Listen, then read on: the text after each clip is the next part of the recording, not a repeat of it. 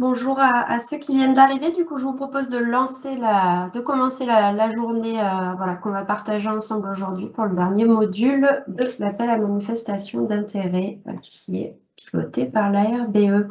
Je vais juste vous rappeler, bon, vous avez, j'imagine, tous l'habitude avec l'année et demie qui vient de nous précéder là, mais donc le webinaire est enregistré. Simplement pour qu'on puisse mettre en replay les interventions de nos différents intervenants de la journée. Voilà, afin que au-delà de vous qui êtes présents aujourd'hui, ça nous permettra comme ça de pouvoir partager leur présentation, leur retour d'expérience à la suite de la journée. Alors, je vous proposais de vous renommer. Malheureusement, moi, je n'y suis pas arrivée sur cet outil Teams pour être tout à fait transparente, c'est la première fois que je l'utilise. Donc, si quelqu'un trouve le moyen de se renommer dans la liste des participants, n'hésitez pas et à nous indiquer dans le chat comment c'est possible parce que je n'ai pas encore trouvé l'astuce. Si vous souhaitez intervenir de la même manière, voilà, on a fait cette journée au départ qui était prévue en présentiel. Elle est finalement en visio pour que vous puissiez être le plus nombreux possible à accéder au contenu. L'idée, c'est que ça reste le plus interactif possible. Donc, vous aurez la possibilité d'intervenir de deux manières. C'est assez libre. On vous a laissé pas mal de droits là en tant que participant. Vous pouvez tout à fait soit poser vos questions par écrit dans le chat. C'est en bas de votre écran. Vous avez une petite bulle type BD qui s'affiche. Vous avez juste à poser vos questions.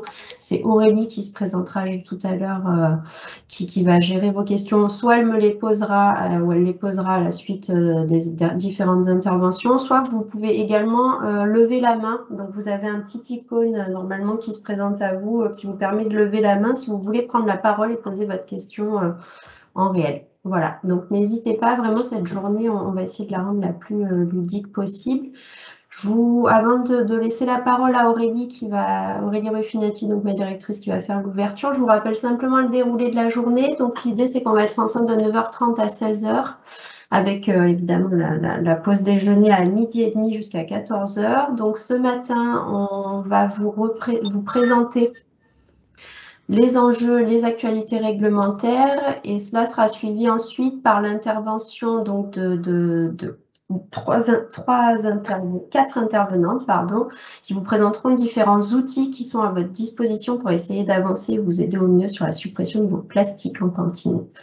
Cet après-midi, on clôturera la matinée par un petit tour de table. Alors, cette partie-là sera variable en fonction du temps qui nous restera, puisque j'ai prévu une demi-heure, mais si jamais on dépasse un petit peu, le temps sera restreint. Vous verrez, c'est quelque chose de participatif. Si on n'a pas le temps de tout compléter ensemble, je vous proposerai de terminer ce moment-là à la suite de la journée. Et puis cet après-midi, l'idée, ça sera vraiment de vous donner des retours d'expérience concrets de différents territoires, donc la ville d'Avignon, la ville de Vitrolles, et puis une petite commune basée près de Limoges également qui clôturera ces retours d'expérience. Voilà, et on clôturera la journée, donc Aurélie vous présentera les perspectives. N'hésitez pas à nouveau à utiliser le chat si vous souhaitez nous poser des questions. Je vais donc laisser la parole à Aurélie Ruffinati. Bonjour à tous. Donc effectivement, je suis en charge de la direction de la transition écologique des territoires au sein de la RBE. Voilà, donc et je représente aujourd'hui ma directrice, la directrice générale Audrey Michel, pour ouvrir cette journée. Donc moi je suis ravie de vous accueillir pour ce dernier module de l'accompagnement vers une restauration collective durable. Alors avec un peu aussi voilà, un peu d'émotion parce que jusqu'à présent c'était donc ma collègue Valérie Barre qui vous a suivi et qui vous a accompagné jusqu'à présent.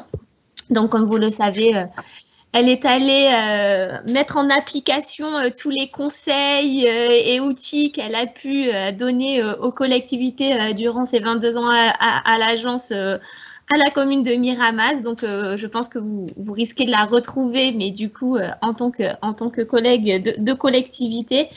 Donc, je la remplace aujourd'hui, mais jusque dans peu de temps, donc dès la semaine prochaine, enfin, dès le 1er décembre, donc il y aura une personne qui va venir la remplacer. Donc, ça sera Samantha Kalizov qui sera votre interlocutrice.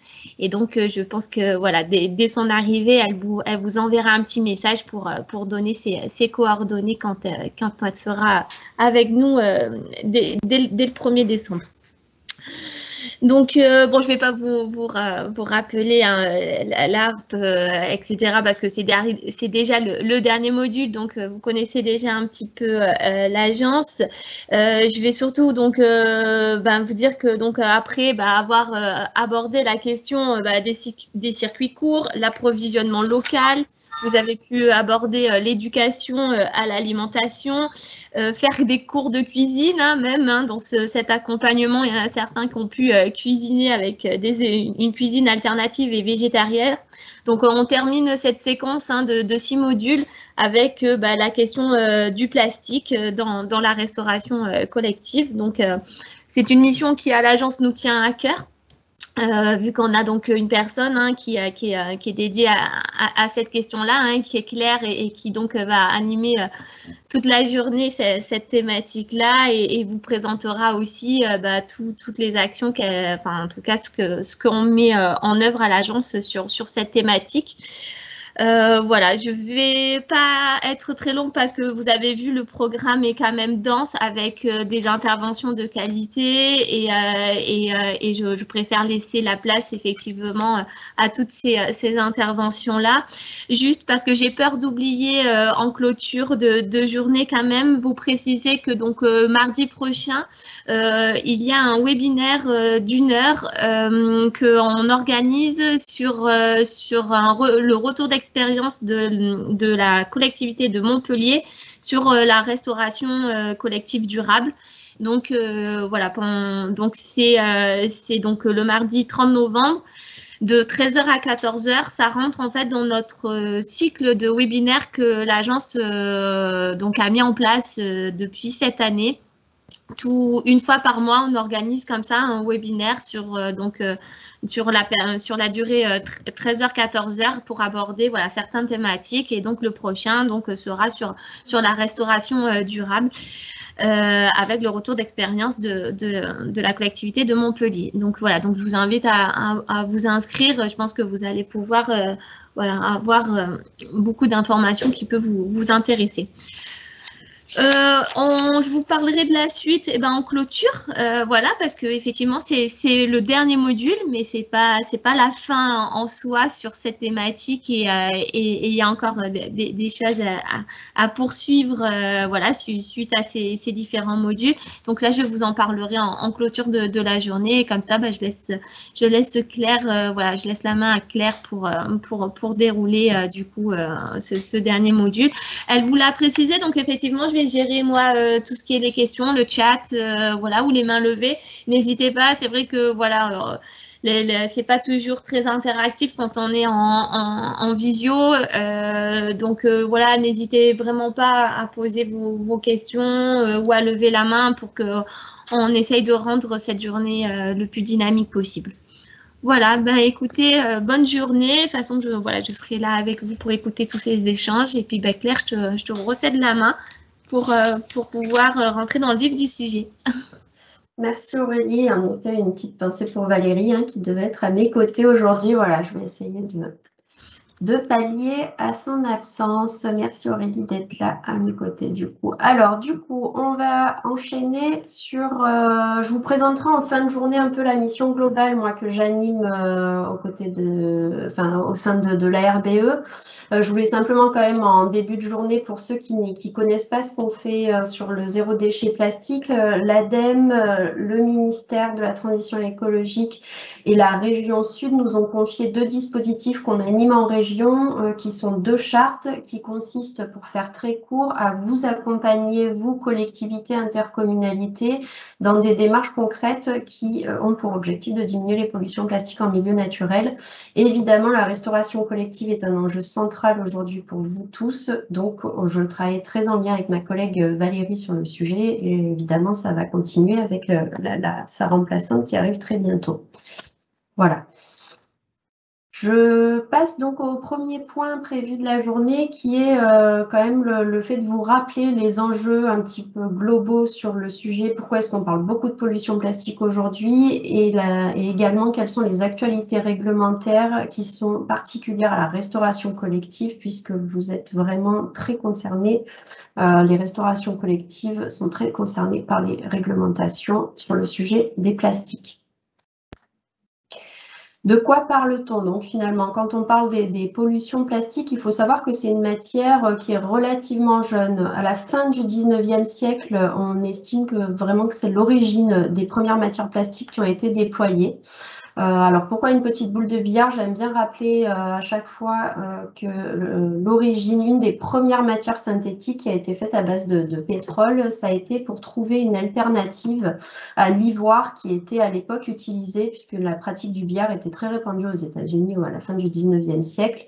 Un concours avait été organisé pour que donc ceux qui le souhaitent cherchent une matière alternative à l'ivoire, et donc l'idée c'était de diminuer aussi les actions de braconnage qui avait lieu par rapport, voilà, il est impactant pour les éléphants.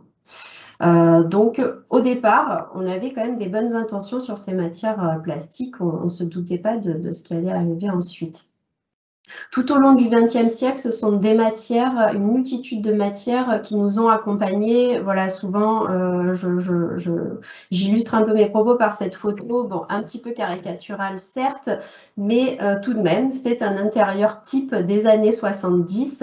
Vous pouvez le voir, à peu près tous les objets de la pièce sont faits en matière plastique, que ce soit l'une ou l'autre des matières plastiques, tout est à peu près fait voilà, en utilisant du plastique. En fait, ces matières-là, elles ont vraiment accompagné, depuis notamment la fin de la Seconde Guerre mondiale, elles ont accompagné le progrès technique, la modernité qui ont eu lieu donc jusqu'à la fin du XXe siècle. Et ces matières étaient réellement considérées comme facilitant pour nos usages et vraiment une modernité.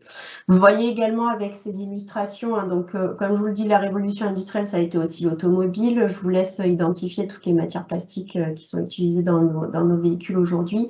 Ça a également accompagné la sécurisation de tout ce qui est électrification de nos villes et de nos campagnes d'ailleurs.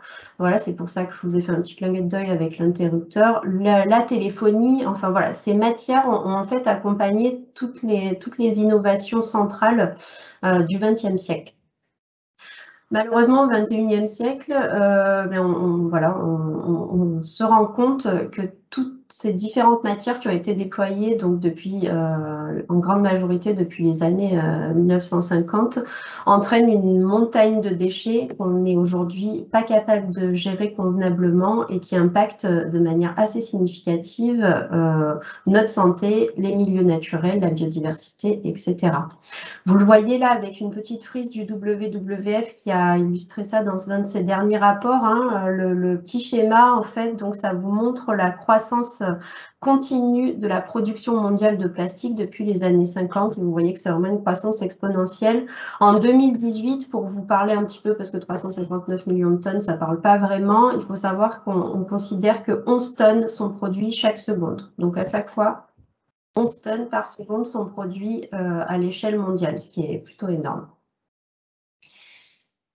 Ces 11 tonnes de plastique qui sont produits, en fait, c'est quoi? Il faut savoir que les matières plastiques, comme je vous l'ai dit avant, ils ont une multitude d'usages, ils répondent à une multitude de nos besoins. En fait, les plastiques, c'est toujours à peu près la même chose. C'est un type de polymère particulier, donc une résine sur lequel on va ajouter des additifs, des plastifiants qui vont permettre d'avoir différentes caractéristiques. En fait, le panel de couleurs là, c'est pour illustrer le fait qu'il y a autant de matières plastiques qu'on le souhaite. On peut vraiment créer une matière plastique en fonction des usages qu'on veut en faire. Donc, ça crée une multitude de matières finalement différentes qui ont des nombreux bénéfices souvent. Donc, c'est que souvent, ces matières coûtent peu cher, qui permettent d'être isolants, qui sont souvent malléables si on le souhaite, qui peuvent être très légers, qui peuvent être transparents ou opaques, qui peuvent être très solides, etc. Excusez-moi. Le souci, c'est qu'on ne parle pas d'un plastique, mais d'une multitude de plastiques, et donc ça entraîne un recyclage hyper complexe, puisqu'on parle de... Enfin, c'est comme si on essayait de recycler ensemble vraiment différents matériaux. C'est ça qu'il faut avoir en tête. Et Donc, on parle du recyclage et pourquoi c'est un casse-tête chinois. Il y a deux grandes causes qui font qu'aujourd'hui le recyclage pose problème. C'est l'usage unique qui s'est déployé de manière massive ces dernières décennies. Alors le symbole de l'usage unique souvent c'est le sac plastique. On estime qu'il est à peu près utilisé une vingtaine de minutes, alors qu'il peut mettre des années, voire des siècles à se dégrader dans la nature si malheureusement il s'y retrouve. Une petite photo clin d'œil à nouveau pour voir à quel point on parle d'alimentation aujourd'hui. Alors, je vais pas mal parler d'emballage alimentaire. Hein. Bon, ça, c'est en Espagne, en fait. Je crois qu'il y a, peut-être quelqu'un pourra rebondir, mais en gros, chaque année, les Espagnols se voient dans les grandes surfaces, on leur propose des grains de raisin à usage unique. C'est par rapport à une fête traditionnelle, il me semble. Mais voilà jusqu'où on va dans l'emballage et l'absurdité un petit peu de l'emballage en plastique. La deuxième grande... Confirme, Claire, c'est pour effectivement le jour de l'an pour les 12 coups de minuit. Ah, voilà. Donc, voilà. Comme ça, on n'a pas à détacher chaque grain de plastique de voilà, ça on gagne du temps. Au-delà de l'usage unique, comme je vous le disais, il y a une deuxième grande cause de cette complexité de notre casse-tête à l'étape du recyclage et du traitement des déchets, c'est qu'il faut savoir qu'au niveau des emballages alimentaires, la moitié sont multicouches. Alors là, je vais m'attarder un petit peu, puisqu'aujourd'hui, on est là pour parler d'alimentation. Bon, on est en visio, mais d'après vous, voilà, je vous laisse vous demander cet emballage symbolique qu'on connaît tous, hein, qui contient de la compote pour nos enfants et qui est très pratique d'ailleurs. D'après vous, combien de matières différentes est utilisée pour fabriquer cet emballage alimentaire? Voilà, et y répondre assez facilement et rapidement. On a plus de 5 matériaux utilisés pour un emballage. Je vais vous détailler un petit peu quand même parce que ça a son intérêt. Après, ça nous permet vraiment de comprendre pourquoi on n'arrive pas à recycler. On a souvent, pour les emballages alimentaires, une couche... Oui. Je te coupe parce qu'il y en a qui me disent qu'ils ne voient pas le diapo. Donc, est-ce que c'est juste cette personne-là ou est-ce que d'autres personnes ont un problème? Moi, je le vois bien. Ouais, moi aussi, parce que j'ai un ordinateur test où je vois, normalement, ça défile. Mais je veux m'assurer que pour les autres personnes... Bon, si jamais il y a d'autres personnes... Ok, non, apparemment, c'est qu'une seule personne. Ça doit malheureusement venir de votre... Je vous invite à au moins couper votre webcam et sinon à vous déconnecter, vous reconnecter, parce que ça doit venir de votre connexion Internet. Nous avons aussi le même souci. Ah. Pardon, nous sommes de la commune de Colobrières, nous avons aussi le même souci. Vous êtes aussi, vous êtes resté alors apparemment à l'image sur la boule de billard, c'est ça? Alors, non, on était sur l'image du plastique où il y avait le tonnage, plus de tant de tonnes. Mais par contre, là maintenant, j'ai éteint et j'ai redémarré. Bah, je veux dire, j'ai réactivé le lien et là, c'est un écran noir où il y a marqué CP. Alors, c'est étrange. Il y a juste vos initiales, en fait. Alors, parfois, c'est parce que j'ai mis en mode... je vais changer de... Je vais arrêter mon... On va tester autre chose. Hop. Sinon, je veux bien redémarrer, mais... Non, mais si vous êtes plusieurs, on va faire autrement.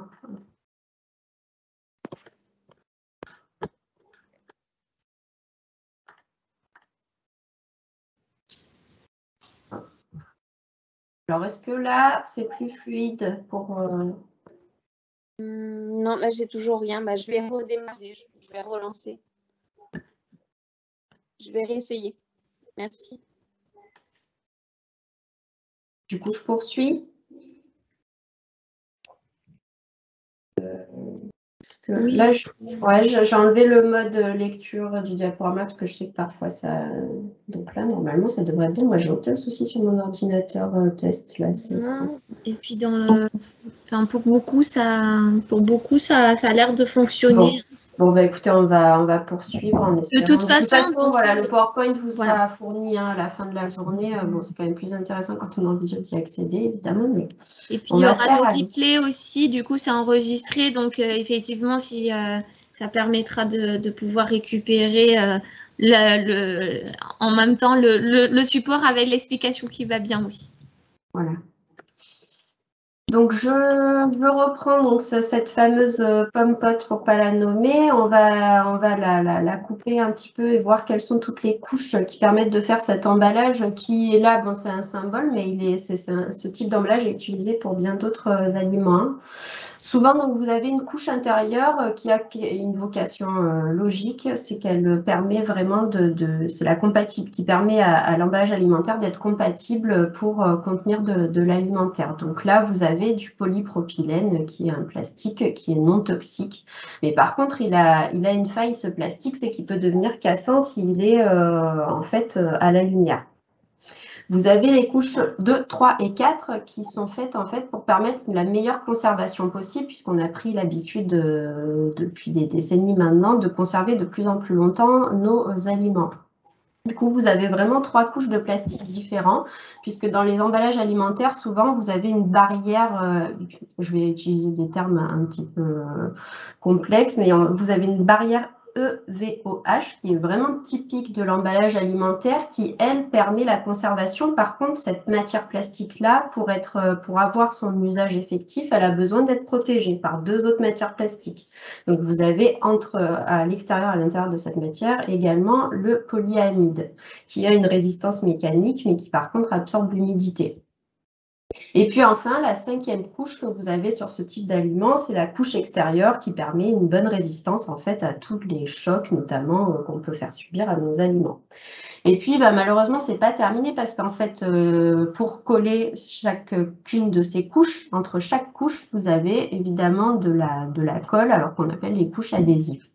Donc, je vous laisse imaginer une fois qu'on a... Donc ça, c'est un exemple concret, mais c'est le cas pour la moitié de nos emballages alimentaires qu'on utilise, sont multicouches. C'est ce qui crée vraiment ce casse-tête chinois du recyclage pour, en fin de chaîne, les recycleurs, qui, eux, sont capables de recycler certaines matières, mais pour ça, il faut qu'ils arrivent à les extraire et qu'il y ait une matière après l'autre qui puisse être traitée.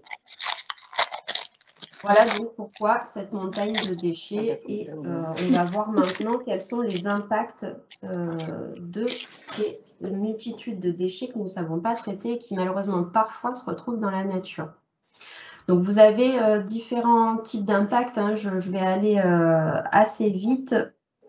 N'hésitez pas encore une fois à poser des questions par contre si vous le souhaitez. Hein. Au niveau donc des impacts sur les milieux naturels, il faut savoir qu'on sait aujourd'hui que 80% des déchets plastiques qui se retrouvent en mer et dans nos océans viennent de nos terres, de nos activités terrestres. C'est bien 80% des pollutions qui viennent, ça vient pas des activités de pêche, etc. Vous avez seulement 20% qui viennent des activités vraiment marines et océaniques. Il faut savoir que les matières plastiques, les pollutions plastiques aujourd'hui, elles se retrouvent dans 5 grandes zones, notamment principales. C'est ce qu'on appelle le fameux 7e continent. En fait, c'est pas un continent, c'est 5 zones dans lesquelles se concentre une multitude de microplastiques, donc des pollutions plastiques qui ont été fragmentées en tout petits morceaux et qui se retrouvent avec les courants océaniques à être concentrés en des zones précises dans nos océans. Vous les voyez sur l'illustration en bas de la diapo.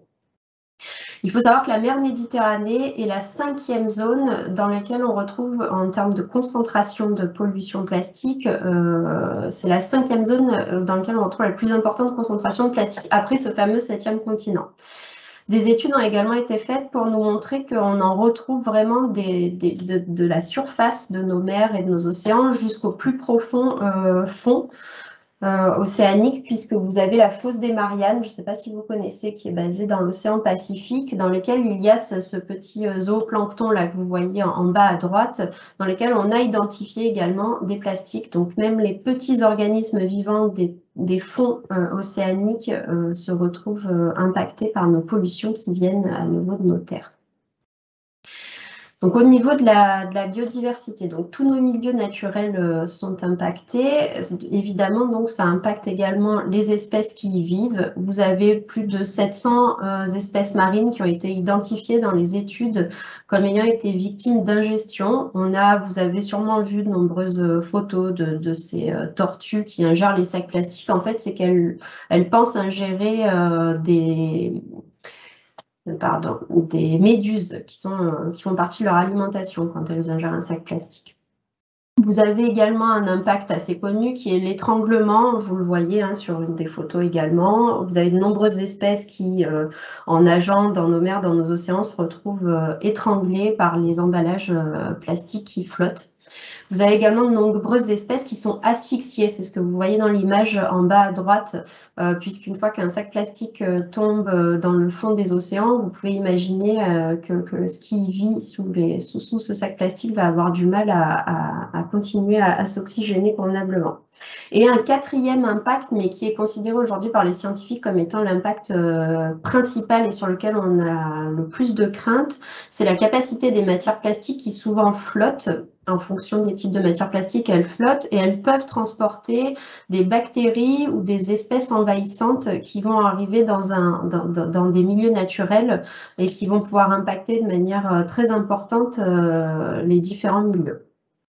Voilà, donc vous avez vraiment ces 4 impacts connus aujourd'hui sur la biodiversité.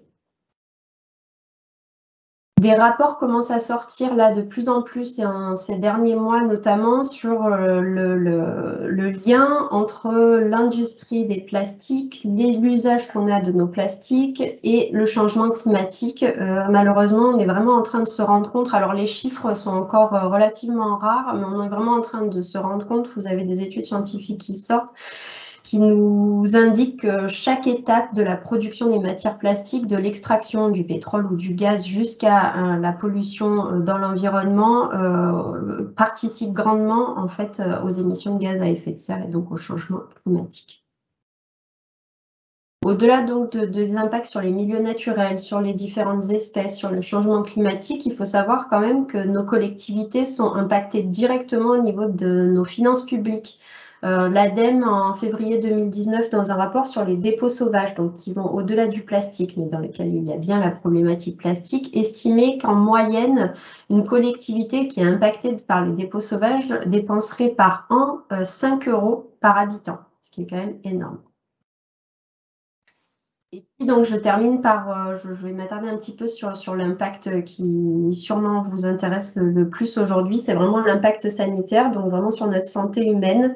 Vous avez une étude de Santé publique France qui date de 2019 qui a estimé que tous les organismes d'enfants et adultes en France avaient ingéré du bisphénol, des phtalates, des parabènes, etc. Ça, vous pourrez vous en servir à la suite de la journée si vous avez besoin de convaincre encore certaines personnes sur le fait qu'il faut arrêter d'utiliser du plastique pour tout ce qui est alimentation. Ça date, donc c'est un schéma que j'ai traduit qui n'existe pas en français d'après ma connaissance, donc qui a été publié par l'ONU le mois dernier, il me semble. Donc vous voyez dans ce schéma-là vraiment les impacts sur tout le corps humain et également sur tout ce qui, enfin sur les fœtus également, sur les femmes enceintes. Vous voyez tous les impacts que peuvent avoir les additifs chimiques qui sont utilisés sur les plastiques. Donc pour rappel, hein, les plastiques, ce sont des résines sur lesquelles on ajoute après des additifs pour leur donner leurs caractéristiques techniques. Voilà là en résumé, je ne vais pas les lister un par un, mais quels sont les impacts avérés par des études scientifiques des plastiques donc, qui sont utilisés pour nos emballages alimentaires notamment, mais pas que. Hein. Là, ces études-là font état vraiment de l'impact que peuvent avoir l'ensemble des plastiques qui nous entourent dans notre vie quotidienne.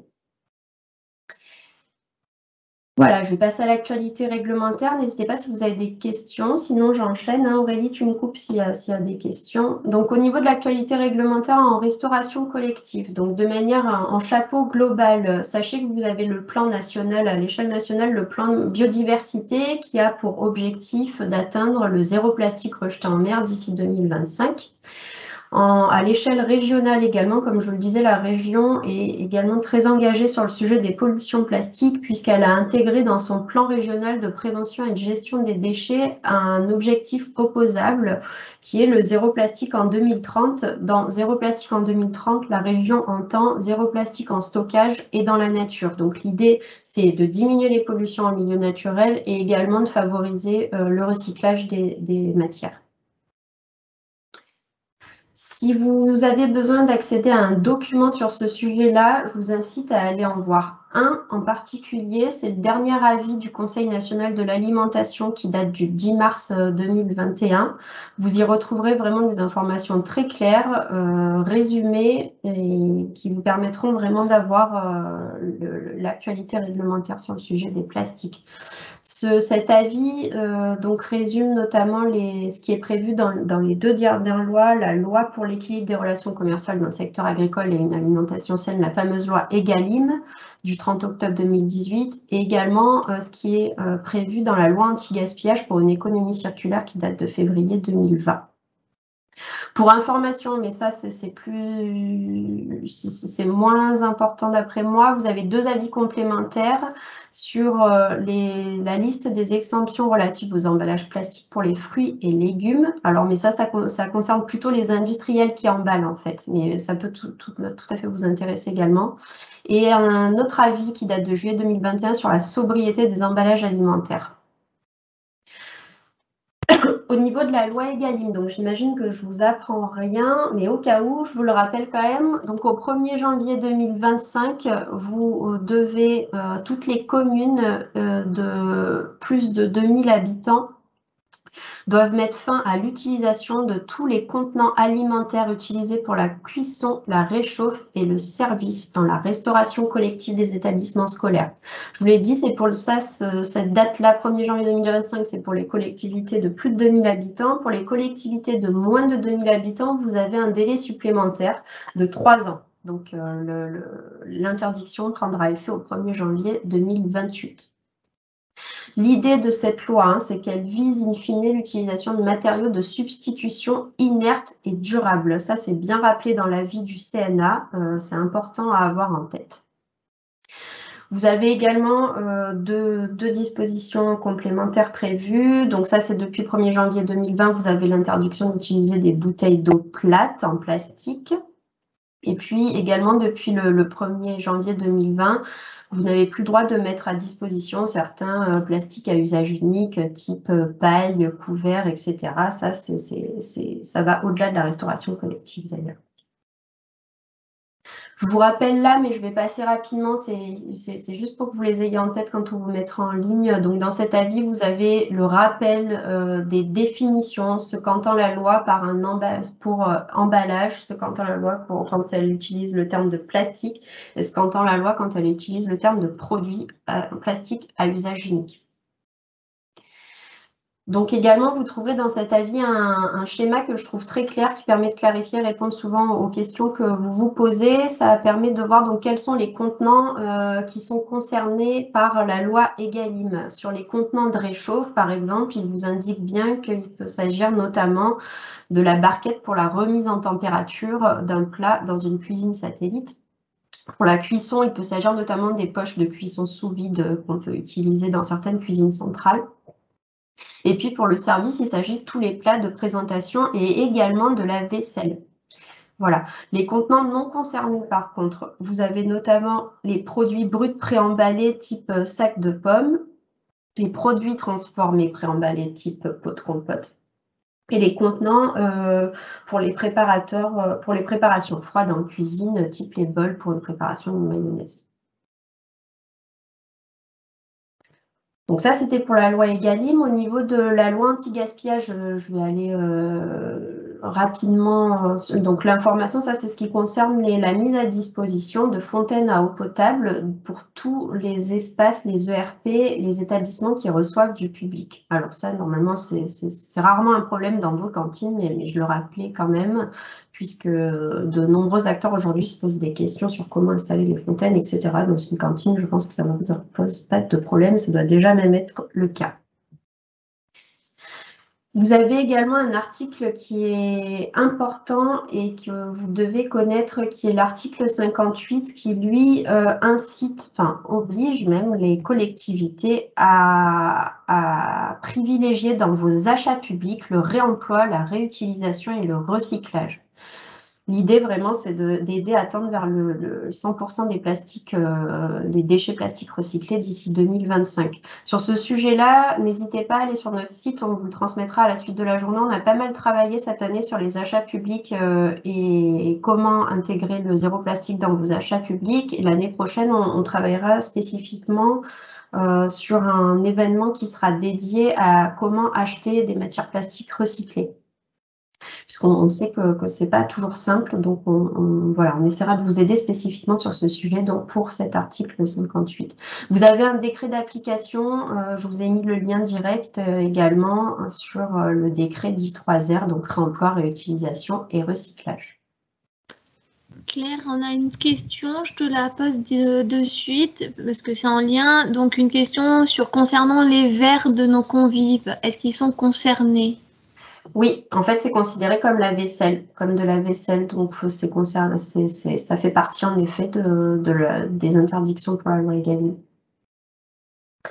Je sais que certains ont des soucis, ont peur notamment de la casse de passer notamment à des verres en verre. Voilà, il y a des fournisseurs qui proposent quand même de la vaisselle qui est particulièrement solide. Mais oui, c'est bien compris par la loi. Et on a dans la même logique, est-ce que les plateaux des selfs sont concernés? Alors ça, c'est une bonne question. Je vérifierai pour le coup parce que si quelqu'un a la réponse, n'hésitez pas. Mais moi, je n'en suis pas sûre pour le coup. Plateau. Parce qu'on a, pour information, je ne sais pas en fait, mais par contre, ça me fait penser à quelque chose d'intéressant, c'est qu'il y a des collectivités, notamment la région pour ces lycées, est en train de réfléchir pour répondre à la loi Egalim au niveau de l'usage de la vaisselle en plastique, comment supprimer tout l'usage de la vaisselle en plastique. En fait, vous avez des plateaux en inox qui sont compartimentés, que vous avez peut-être vu dans les catalogues fournisseurs, qui semblent assez intéressants. Donc, il y a pas mal de collectivités qui vont utiliser ce genre de plateau-là, par contre. Donc, ça supprime tout ce qui est contenant, assiette, ramequin, etc. Et ça peut également faciliter le lavage en fin de chaîne. Voilà. Mais sur le plateau en plastique, on a une réponse qui est donc que les plateaux ne sont pas concernés car il n'y a pas de contact alimentaire. On ne met pas directement en effet de l'alimentation sur le plateau. Ouais. Ok, merci. Oui, j'ai pas forcément. Alors, n'hésitez pas à me poser des questions si j'ai pas les réponses et qu'on ne les a pas entre nous. Évidemment, je m'en renseignerai par la suite et puis on reviendra vers vous sans souci. C'est bon, il n'y a plus de questions pour l'instant. Alors, il y avait quelques points de vigilance là par rapport aux actualités réglementaires que je viens de vous montrer, notamment par rapport à la loi Egalim. L'avis du CNA, dont je vous ai parlé en tout début, rappelle fait un point par rapport aux alternatives à usage unique. Et clairement, notamment par rapport à l'alternative qui s'offre à vous, c'est les barquettes en cellulose. Il rappelle quand même que la très grande majorité des emballages en carton du secteur de la restauration contient, il y a une petite faute, contient des liners, coatings, vernis, colle. Traduction des matières plastiques, des polymères. Aujourd'hui, il faut savoir, en fait, il faut rester assez logique sur cette problématique des plastiques qui parfois est assez complexe. On ne sait plus qui nous dit quoi. C'est qu'aujourd'hui, clairement, la cellulose, ça vient du bois. Le bois, dans la nature, c'est vraiment fait pour boire l'eau, en fait. Donc, sans matière aujourd'hui polymère plastique, vous avez des barquettes qui ne tiendraient pas l'humidité, qui ne tiendraient pas les plats en sauce, etc. Voilà, donc il faut savoir. Et d'ailleurs, vous remarquerez maintenant, mais ça a dû les remarquer là ces dernières semaines, quand on vous fournit des gobelets en carton, vous allez voir que maintenant, vous avez deux petits logos sur les gobelets en carton qui vous précisent qu'il y a bien du plastique dans cet objet à usage unique et qu'il ne faut surtout pas le jeter dans la nature. Vous avez une petite tortue, je crois, barrée avec la mer derrière. Enfin, donc voilà, tout ça pour dire que tout ce qui est emballage alternative en carton ou cellulose aujourd'hui, dans l'avis du CNA en tout cas, il vous invite clairement à être particulièrement vigilant. Évidemment, ils omettent pas dans leur avis et on sait très bien que vos problématiques centrales, c'est surtout les impacts organisationnels qu'implique un changement d'usage, enfin passer de l'usage unique au réutilisable notamment. Donc, il y a de nombreux acteurs aujourd'hui qui expérimentent des choses. Il y a des groupes de travail qui existent. Vous allez d'ailleurs avoir des intervenants qui vont vous faire état de ce travail-là, qui est fait par plusieurs cuisines centrales à des grandes échelles. Il ne faut pas l'omettre, évidemment. L'idée, c'est pas de développer les troubles musculo-squelettiques de vos agents. Par contre, il y a plein d'astuces, il y a quand même des solutions, et notamment quand on est sur des petites échelles. Aujourd'hui, quand même, si j'ai bien noté les participants, on reste sur des échelles relativement petites. Quand on parle avec la mairie de Marseille aujourd'hui qui fait du 50 000 repas jour, évidemment, en claquant des doigts, on ne peut pas passer au réutilisable. C'est normal. Voilà. Sachez que vous avez jusqu'à 2025. Mais en tout cas, la philosophie de la loi, c'est pour ça que je vous l'ai mis en rouge. Le but de cette loi, c'est quand même de changer de paradigme, c'est-à-dire de changer notre vision des choses par rapport à l'usage unique. La loi vise vraiment à ce qu'on supprime à terme l'usage unique, même si ça demande des étapes intermédiaires. Et l'idée, c'est vraiment de penser à des substituts réemployables, voilà, pour tendre progressivement vers le vrai zéro plastique, en fait, qui sera moins impactant également sanitairement. Voilà, moi j'en ai fini par rapport aux enjeux et à l'actualité réglementaire. Je vais maintenant laisser la parole aux différents intervenants donc, qui vont vous présenter différents outils. Est-ce que du coup Madame Salaris-Borgne est connectée? Parce que je sais tout à l'heure elle ne l'était pas. Parce que sinon, Oui, je suis là. Ah, parfait. Bonjour. Donc, Madame Salaris-Borgne va vous présenter les actualités du groupe de travail sur les plastiques qui est en cours au sein d'Agores. À la suite, vous aurez Madame Chauchard qui vous présentera les nouveautés qui ont été prévues dans la labellisation EcoCert en cuisine. Il y a certaines nouveautés qui concernent les plastiques particulièrement. En troisième intervenant, nous aurons une association élémentaire. Donc, Madame Magnier nous présentera un guide qui a été publié pour installer un site de lavage. Alors, je vous expliquerai, j'introduirai